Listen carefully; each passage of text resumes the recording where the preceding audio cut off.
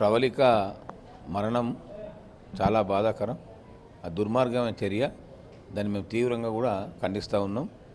మరి ఆ కుటుంబాన్ని తప్పకుండా ఆదుకోవాలని చెప్పి కూడా నేను కలెక్టర్ గారికి ఎస్పీ గారికి డైరెక్షన్ ఇచ్చిన. అవసరమైతే ఆ విష్ణు అనేటువంటి మళ్ళీ కూడా జైలు నుంచి పోలీస్ రిమాండ్ తీసుకొని ఇంకా విచారణ చేయాలి. ఇంకా కొంతమంది దోషులు ఉన్నట్టు కూడా మాకు అనుమానం ఉన్నది. దానిపై సమగ్ర విచారణ చేసి మరి దర్యాప్తు చేసి మాకు నివేదిక ఇవ్వాలని చెప్పి కూడా కలెక్టర్ గారిని ఎస్పీ గారిని ఆదేశించినాం.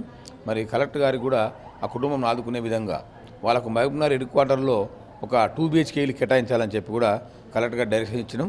ఆ తండ్రికి పాపం శ్రీనివాస్ చాలా అమాయకుడు, పేదవాడు కనుక ఆయనకు ఇందిరమ్మ ఇల్లు కట్టుకున్న స్తోమత లేదు కనుక హెడ్ క్వార్టర్ని కట్టిన ఇల్లుని అలర్ట్ చేయమని చెప్పినాం.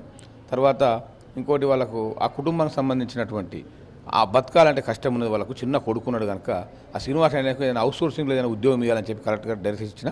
తప్పకుండా కలెక్టర్ గారు మేడం గారు మాట ఇచ్చిండ్రు. 2 BHK మహబూబ్నగర్లో కేటాయిస్తామన్నారు. అవుట్ సోర్సింగ్లో ఉద్యోగం ఇస్తామన్నారు. సమగ్రమైన దర్యాప్తు జరిపి ఎంతటి వారైన దోషులను కఠినంగా శిక్షించి జైలుకు పంపాలని చెప్పి కూడా ఎస్పీ గారికి డైరెక్షన్ ఇచ్చిన.